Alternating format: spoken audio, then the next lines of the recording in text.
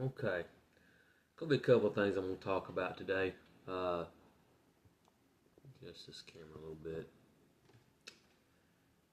First one I want to talk about. It's probably they could probably tie in together. Uh, First thing I want to discuss. A friend of mine on Facebook. Uh, who go back a little ways. Not gonna go into the history or nothing like. I used to work with her husband, boyfriend, whatever he was to her. Jesse, Jesse Thornberry. Jesse, you need to watch this. Okay, this is free. This is partly going to be for you, and I'll tell you why here in a minute. Been a while. Uh, I seen what happened on Facebook. You got hacked, and somebody tried to kill you off. And it aggravates. It aggravates someone when that happens. I get it, cause your damn account gets hacked. You got to go in there and fix it. And you asked, you didn't know why it happened. Somebody just being stupid. Well,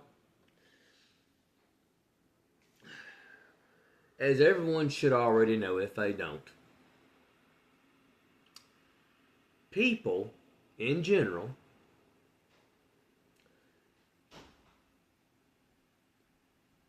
live a lot of people live boring lives,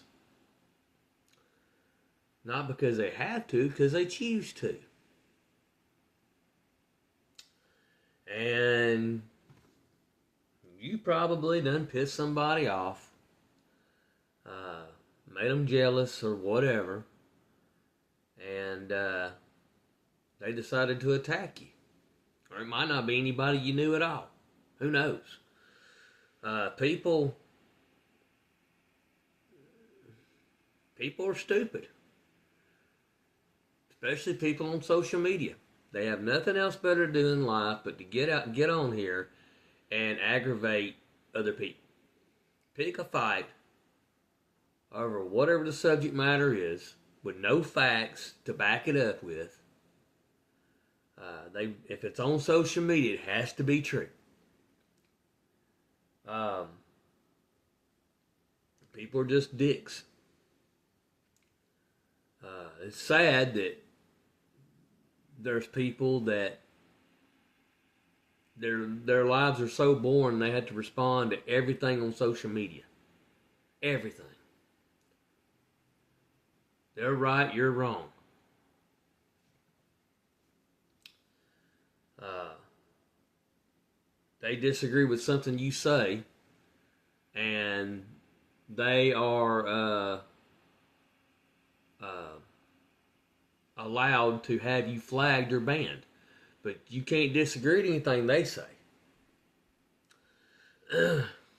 Jesse, proud of you. Whatever you did to whoever you did it to, even if you didn't know it, if you just unknowingly done it, or they just decided to pick you for the day, you were the winner chicken dinner for the day. Okay, proud of you. You actually, somebody showed you how much you were living rent free in their minds to aggravate them. It's funny. Good job, girl. Good job. Uh, People have problems. No matter who's the president, people have problems. People have troubles. Um, some people are even. It even goes as far as they're possessed. They're demonic. There's a demonic possession. Um, People are just crazy. They're stupid. They don't care. They know better, but they don't care. They do whatever they think's right, even though it's wrong, and they don't care as long as it doesn't affect them. But I promise you one thing. That person, if that person that did that to you, if the shoe was on the other foot, they'd understand. Now, you might know who it was. I don't know. I don't know if you do or not. And, maybe you'll confront them.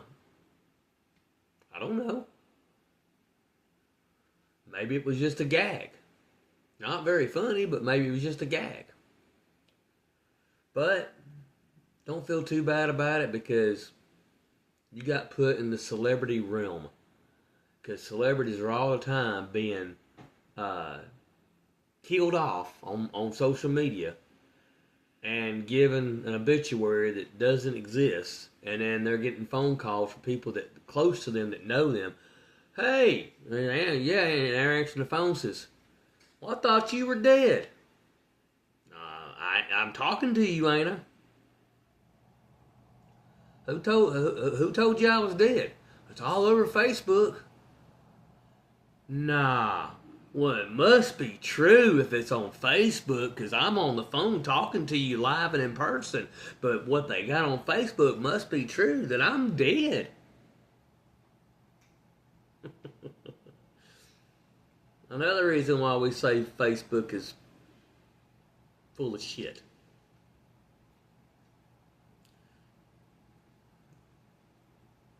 If you see it on Facebook, first thing you need to do is go verify it. Go verify that source. But anyway, Jesse, hey, thank you for watching my stuff. I know you watch me on TikTok, and I appreciate that. You can watch me on YouTube as well if you want to, or you can watch me on Rumble. I'm on rumble.com. I mean, it's the same materials. But yeah, I do appreciate you watching me, dear. I appreciate you. And I hope you're doing okay. I see that you're doing a lot better. I see what the path you've gone down for your career and stuff. I hope that you're happy. I hope that you're well. And I know it's a job, something to pay your bills. I get it. Majority of us don't want a damn job anyway. Let's just be honest about it. Most of us do not even want a job. We don't want to make somebody else rich. We want to do something that's going to be good for us. And I'm not talking about just a damn paycheck, but actually be good for us in the long run. Change our lives. Make our lives better. Both with more time, we can do what the hell we want to do, which means you got to provide a path to make more money for yourself that doesn't involve a job, which there's a boatload of ways out there if you want to put the effort in. You create that stream of income, that constant stream of income, and you'll have more time to do what you want, or to help your family, whatever. Go on, do this for a family member or a friend or whatever. You'll have that time available, or just not do nothing, just to sit there and draw money.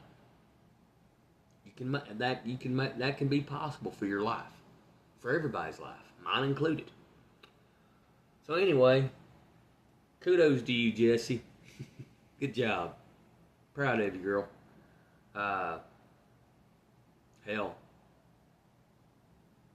I mean, the worst they done, they just messed up they hacked your account, got into it, posted a lie.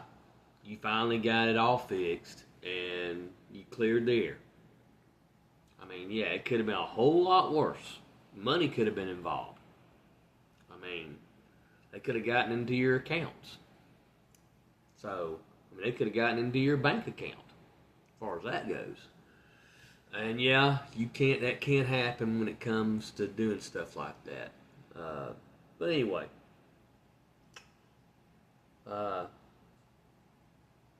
good job, girl.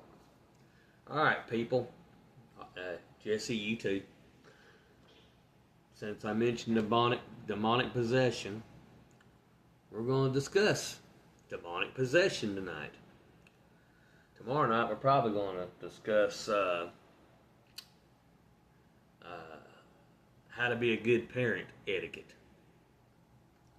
or bad parenting etiquette. Because there's a lot of y'all out there too. I know nobody will admit to it, but there's a lot of y'all out there. And once I start discussing it, you're gonna be reflecting in the mirror. Anyway, in the Bible, when we're gonna do some, we got like about 4 or 5 verse Bible sections we're gonna go into as well. But anyway, let's get on with it. In the Bible, demonic possession refers to a state where an evil spirit or demon completely inhabits and controls a person's mind, will, or body, leading to severe physical, emotional, or spiritual affliction. Sound about right for your for your hacker there, Jesse? It is primarily documented in the New Testament as part of Jesus' earthly ministry. Key cases, Gerasene, I'm probably pronouncing that wrong. If I am, I apologize, people, but you know what I mean. Gerasene, Demonica, yeah. In Mark chapter 1, verses 1, or Mark chapter 5, Mark chapter 5, verses 1 through 20, a man possessed by a multitude of demons called Legion was given, the person was called Legion if I'm not mistaken, was given superhuman strength, lived naked among tombs, and inflicted self-harm.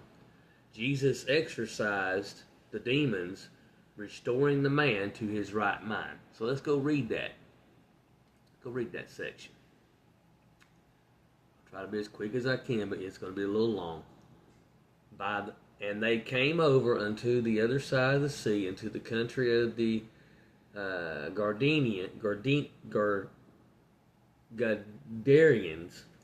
And when he was come out of the ship, immediately there met him out of the tombs a man with an unclean spirit, who had his dwelling among the tombs, and no man could bind him, no, not with chains, because he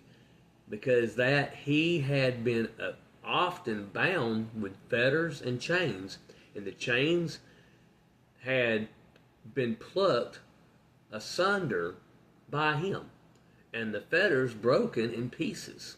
Neither could any man tame him. And always, night and day, he was in the mountains, in the tombs, crying, and cutting himself with stones. But when he saw Jesus afar off, he ran and worshipped him, and cried with a loud voice, and said, What have I done with thee, Jesus, thou Son of the Most High God? I adjure thee by God that thou torment me not. For he said unto him, Come out of the man, thou unclean spirit. Jesus did. And he asked him, What is thy name? And he answered, crying, My name is Legion, for we are many. And he besought him much that he would not send them away out of the country. Now there was there nigh unto the mountains as great herd of swine feeding. And all the devils besought him, saying, Send us into the swine, that we may enter into them. And forthwith Jesus gave them leave, and the unclean spirits went out and entered into the swine, the pigs, basically. And the herd ran violently down a steep place into the sea. There were about 2,000, and were choked in the sea.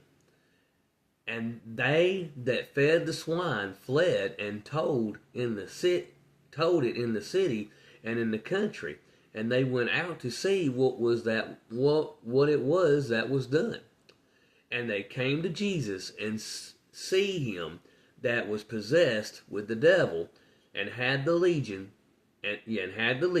sitting and clothed and in his right mind. And they were afraid. And they that saw it told them how it befell to him that was possessed with the devil, and also concerning the swine. And they began to pray him to depart out of their coast. And when he was come unto the ship, he that had been possessed with the devil prayed him that he might be with him. Howbeit Jesus suffered him not, but saith unto him, Go home to thy friends, and tell them how great things the Lord hath done for thee, and hath had compassion on thee. And he departed and began to publish in Decapolis how great things Jesus had done for him, and all men did marvel. Mary Magdalene, as noted in Luke chapter 8, verse 2, Jesus cast 7 demons out of her, freeing her from severe bondage. Let's go look at that real quick. And certain women which had been healed of evil spirits and infirmities, Mary called Magdalene, out of whom went 7 devils. If you want to, you can go back and read verses 1 and 3 and 4 and all that, and get a little bit more. It gives me the option to read the full chapter, but I don't think I want to do that. I don't want to be here too long tonight. Yeah, that's like 56 verses. But yeah, go read Luke chapter 8. It's interesting. You'll learn a lot about the demons, about her. Go read it. She was a whore, if you'll remember. And yeah, demons are in whores. How do you think they become whores? How do you think they justify being a whore? You can go get a job at McDonald's. I don't want to hear it. Or wherever. The mute and the blind men. The Gospels record instances where demons cause physical impairment, such as an inability to speak or see, which were cured upon the demon's expulsion. For example, Matthew chapter 9, verses 32 through 33. Let's go read it real quick. It says basically the verse about Jesus healing a demon-possessed man who was unable to speak, resulting in the man speaking immediately after the demon was cast out. The crowd was amazed, stating that such a miracle had never been seen before in Israel. So let's go read that scripture. Verbatim. This is all King James Version, just so y'all know. As they went out, behold, they brought to him a dumb man possessed with a devil. And when the devil was cast out, the dumb spake, and the multitudes marveled, saying, It was never so seen in Israel. I'm not finished yet. I just thought of something funny. All these dumb people that are out here, and they speak, maybe we should cast the demons out of their stupid asses, and maybe it'll let them have a little bit of a brain. That way they can say. That way they don't have to keep saying, "If I only had a brain." I mean, you know, Scarecrow did say in The Wizard of Oz, people without brains do an awful lot of talking. Yeah. Maybe that's what's wrong with half the people out there in the public. They've all got demons and they need to be cast out. Where's my fucking ball bat? I'm going to start beating the shit out of it. I'm going to beat the devil out of them, okay? Where's my gun? I'm going to shoot the devil out of them. Pow, pow, pow, pow. My daughter's over here laughing her ass off right now. She's listening and watching me. You waiting on me, honey?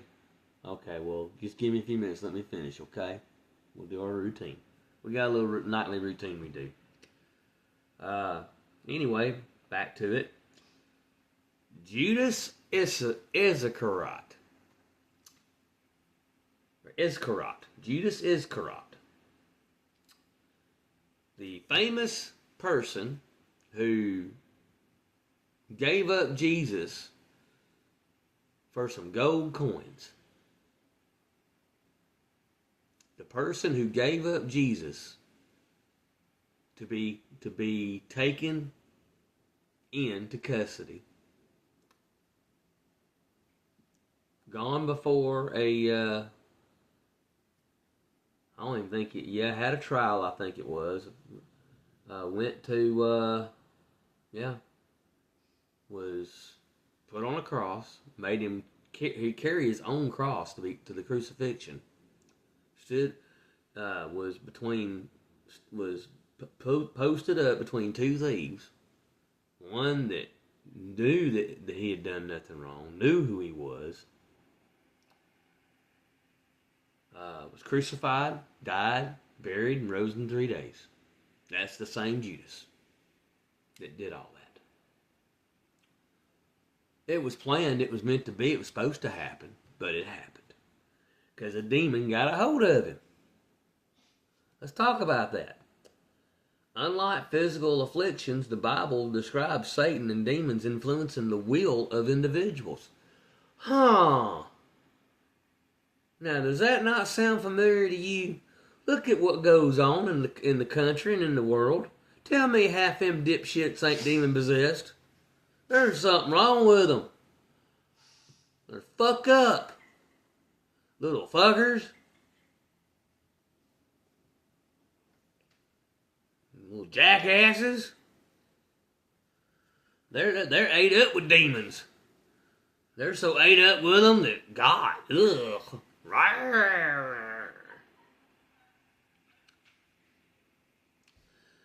Then I'm gonna read that again now. I'm cracking her up over here right now. I would put her on camera, but she might get embarrassed. I don't know.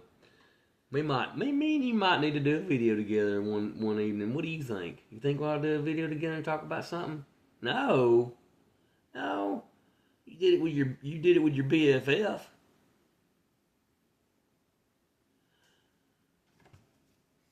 I can't read sign language. I'm not. I'll get wet back with you. Anyway, Judas, unlike physical afflictions, the Bible describes Satan and demons influencing the will of individuals, such as when Satan entered Judas to betray Jesus, which was in John chapter 13, verse 27. Let's go read that, why don't we?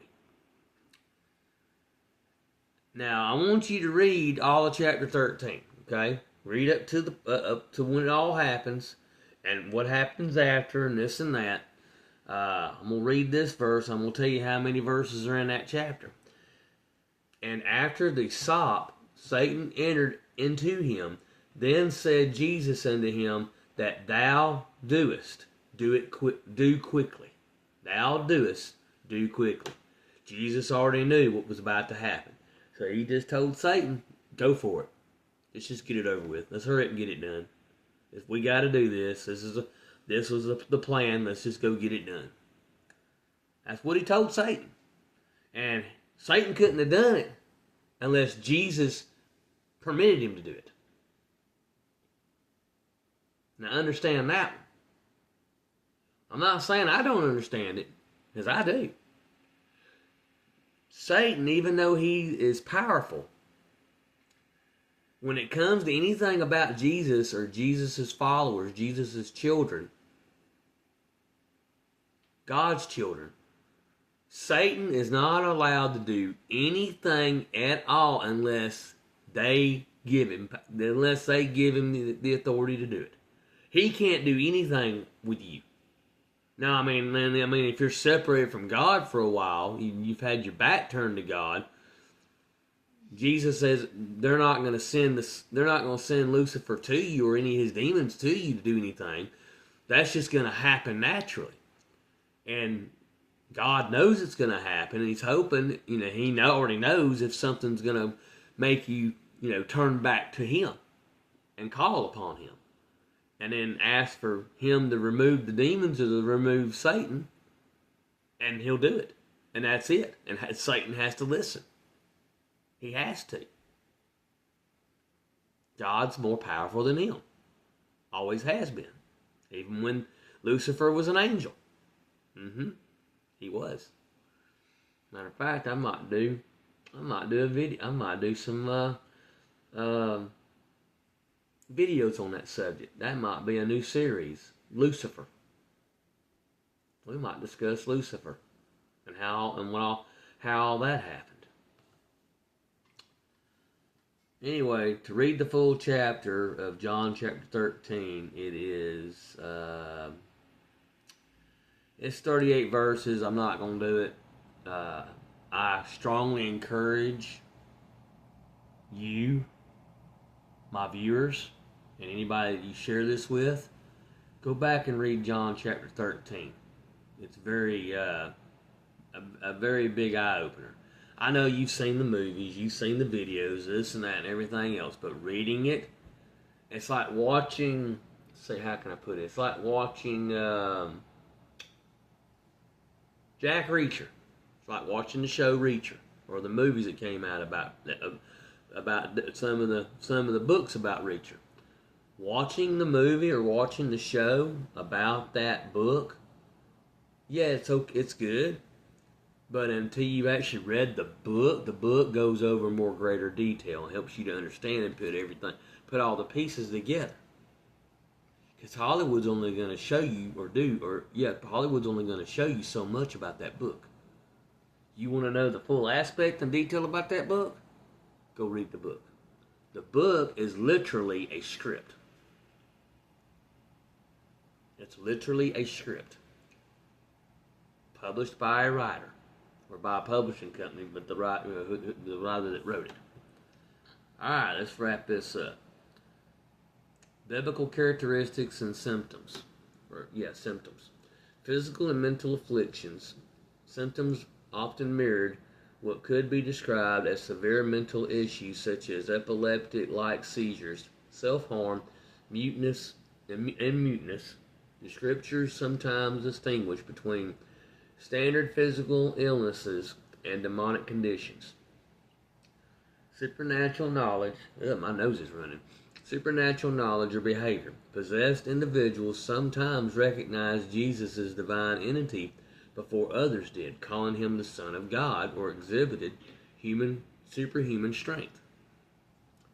Theological context about it all. Biblical scholars often link the high concentration of demon possession accounts in the Gospels to the intense spiritual warfare surrounding the arrival of the Messiah. Throughout the New Testament, Jesus routinely displayed absolute authority over these entities, casting them out through his spoken word. The New Testament also warns believers against demonic influence or oppression, but generally reassures them that the Holy Spirit indwelling a Christian prevents actual possession. Not necessarily true. Not necessarily true. So anyway, guys, it was a little longer than what I normally do. Sorry about that, but y'all hadn't heard from me for a while anyway, so kind of give me a little bit of pass and kind of forgive me a little bit for it. I mean, it is what it is. I'll try not to make tomorrow nights as long-winded. I'll try to have something ready for tomorrow. Either tomorrow night or Saturday night. Okay? I got to do some study. I got to do some research on the topic first. I've been looking into it, but I haven't. I'm not talking about Lucifer. I'm talking about the parenting thing. But anyway, take care, guys. Be safe. Thank you for watching. Thank you for subscribing. Thank you for the likes, the shares. Leave comments. You're fine. We appreciate you. We love you. Take care of yourselves. I think that's all I really got to say. That's usually my routine when closing. And as always, in God we trust.